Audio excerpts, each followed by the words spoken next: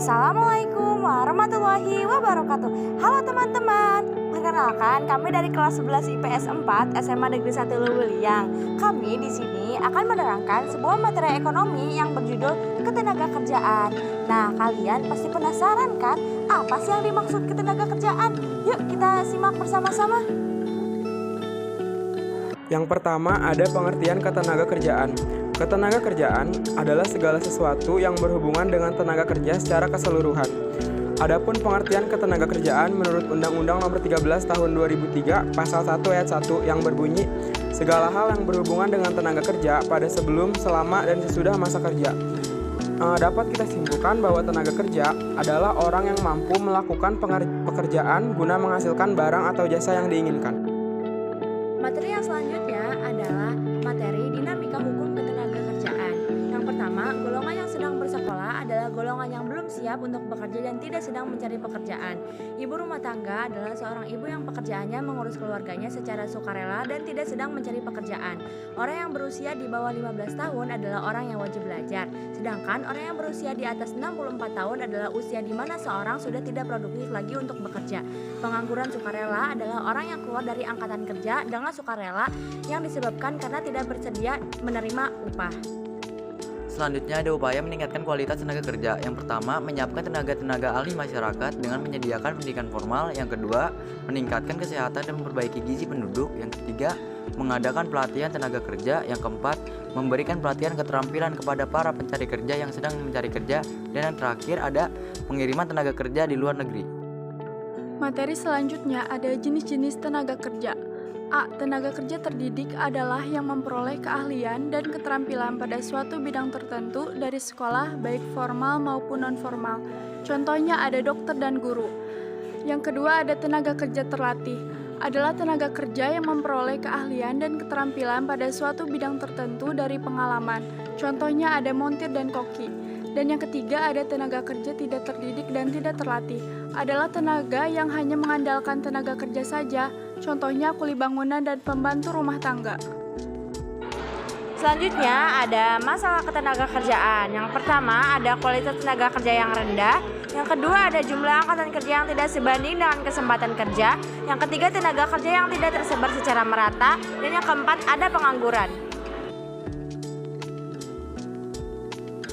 Sistem upah. Pengertian sistem upah. Upah adalah hak pekerja atau buruh yang diterima dan dinyatakan dalam bentuk uang sebagai imbalan dari pengusaha atau pemberi kerja kepada pekerja atau buruh yang ditetapkan dan dibayarkan menurut suatu perjanjian kerja.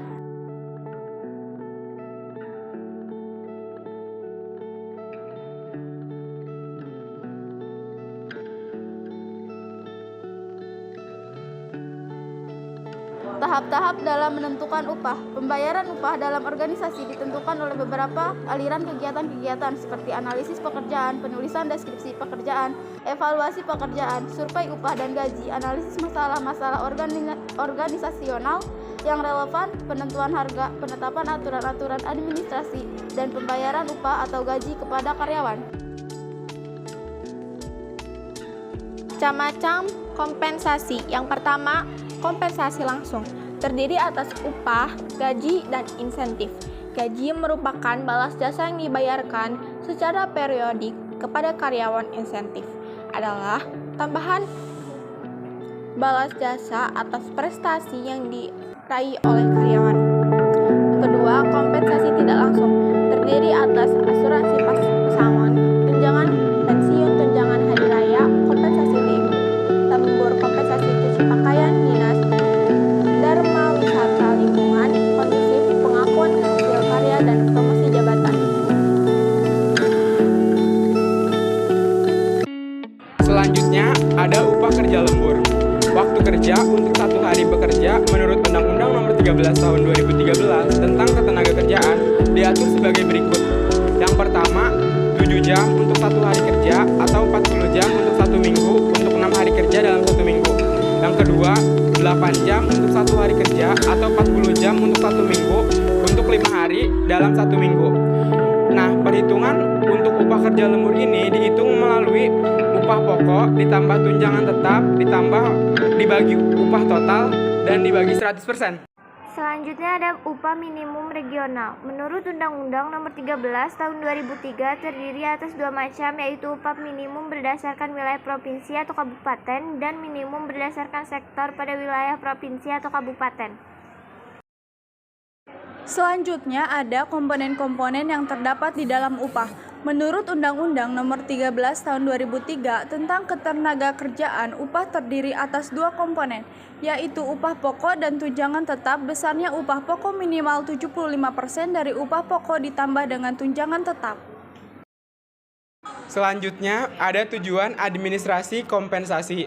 Yang pertama, untuk memperoleh personalia yang qualified. Yang kedua, untuk mempertahankan para karyawan yang telah ada.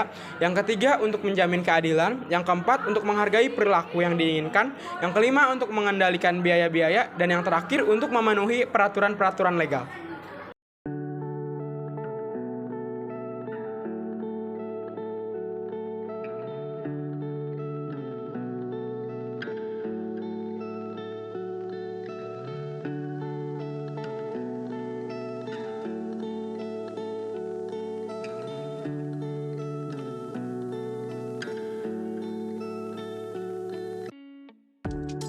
Selanjutnya ada tantangan-tantangan yang memengaruhi kebijakan kompensasi. Yang pertama ada penawaran dan permintaan tenaga kerja. Yang kedua ada serikat kerja. Yang ketiga ada produktivitas.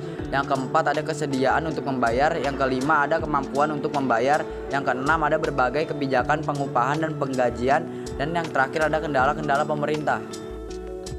Itulah beberapa materi tentang ketenagakerjaan yang dapat kami sampaikan. Kurang lebihnya mohon maaf. Wassalamualaikum warahmatullahi wabarakatuh.